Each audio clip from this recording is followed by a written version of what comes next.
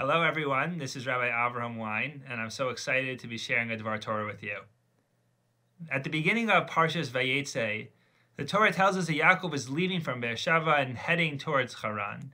And on the way there, Vayifka ba'makom, he encounters the place, something about this place, and he rests there because the sun is setting, and he puts the stones underneath his head, Vayishkav ba'makomahu, and he goes to sleep in that place.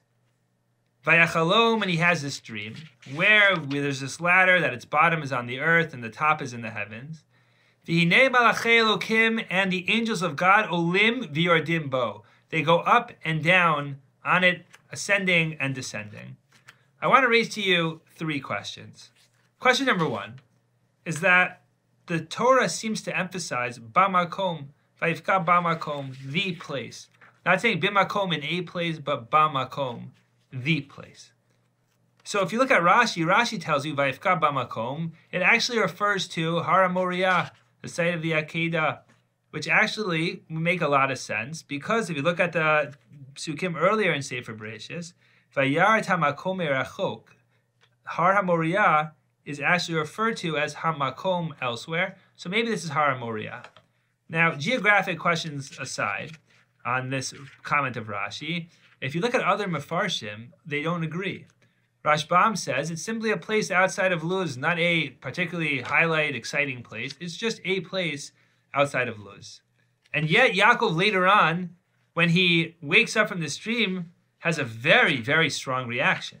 Yaakov says, Achein yesh Hashem b'makom hazeh. There is God in this place, v'anochi lo yadati, and I did not know. So what is the significance of this random place that Yaakov wakes up, according to one explanation, and says, I did not know God was here? What is the significance? Why not bimakom in a place? Why bamakom? Question number one. Question number two. Torah tells us that Yaakov slept bamakomahu in that specific place. Rashi says only there did Yaakov sleep. But the previous 14 years he was studying in yeshiva Shem Ve'ever, and those years he did not sleep. He was too busy steiging away. He was studying. He did not have time to sleep. Only there does Yaakov sleep. And the question Mefarshim raised, including the Emes Yaakov, Rabbi Yaakov Kamenetsky, is why does Yaakov feel a need to go learn for these 14 years? Maybe he's even ignoring the obligation of Kibud Avayim, honoring his parents. Instead, Yaakov should have been around, maybe helping out or something. Or Yaakov had already spent, the Rambam says, many years studying with his grandfather even and his father. Why does Yaakov feel a need as he's leaving to go outside of Eretz Yisrael to go study with Shem Ve'ever? Question number two. Question number three is the psukim say the malachim are olim v'yordim bo. The malachim are going up and then down. And so why are they going up and then down? Shouldn't the malachim be coming down? So the Rashbam says don't get too excited about it. The Rashbam says that's just the normal way, speak up before down. Don't get too excited. But Rashi says, no, there's great significance to olim v'yordim bo, that they're going up first. Why? Because the angels who escorted him, shelivu ba'aretz in Eretz Yisrael, they don't go to Chutz la'aretz. They don't go outside of Israel. But those that are coming down from the heavens, those go to escort him, to accompany Yaakov to outside of Eretz Yisrael. Why does Yaakov need these different angels? Why is the Medrash emphasizing to us that there are two different types of angels, one for in Israel, one for outside of Israel? So our three questions. Number one, what is so special about this random place that has such emphasis on bamakom? If you take Rashbam's reading that it's just a place, it's not Har HaMoriah. Question number one. Question number two, why yeshiva Shem Ve'ever for 14 years? Didn't Yaakov study a great amount already with his father, his grandfather? Why is he spending 14 years at Shem Ve'ever? And question number three is, why are there angels that need to be escorting him outside of Eretz Yisrael, but those can't be the same ones inside Eretz Yisrael? There are angels that take him out, can't be the same ones as in. I'd like to suggest to you an answer to all three questions, which is that perhaps what the message is that we are supposed to learn from Yaakov Avinu here is that we have to realize that there can be spirituality and meaning and Torah and connection to God wherever we are. And it might be different angels. It might be a huge surprise. It might be a Shiva Shem Ve'ever, but there is the possibility to connect with God wherever you are. And this is very important. First of all, why is it that it's bamakom?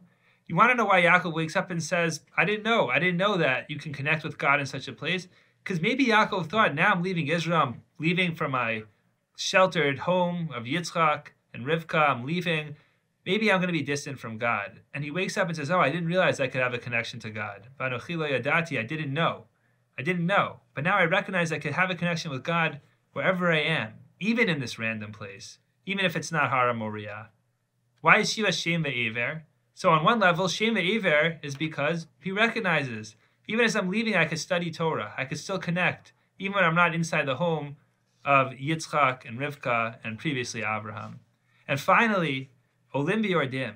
Yes, there are angels that only stay in Eretz Yisrael, but there are special angels that escort you outside as well.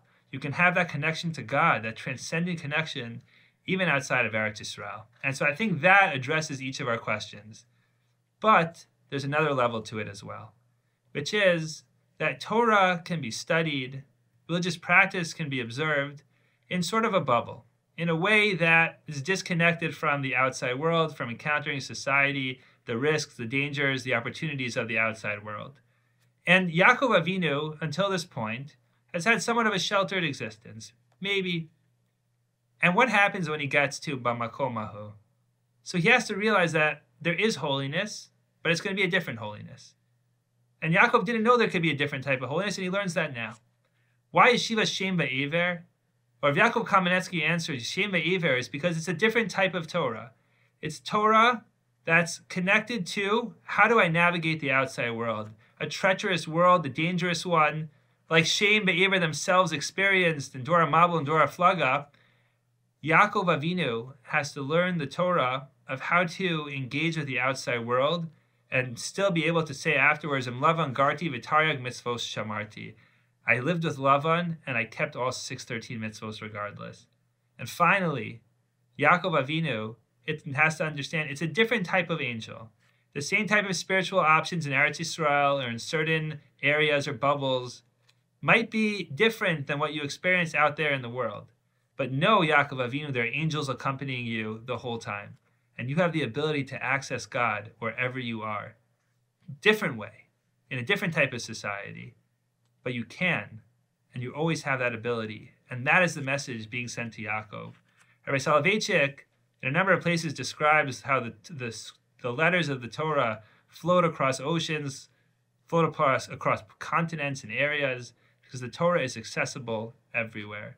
And for us, we have to recognize that the Torah is essential, connecting to God is essential, and we have that potential wherever we are. But also to know that Torah can't just remain in a vacuum, in a bubble. But we have to really do our best to apply it to how we navigate and engage with the outside world, because it has that potential to find holiness and to be applicable to wherever we are. Thank you very much and have a great Shabbos.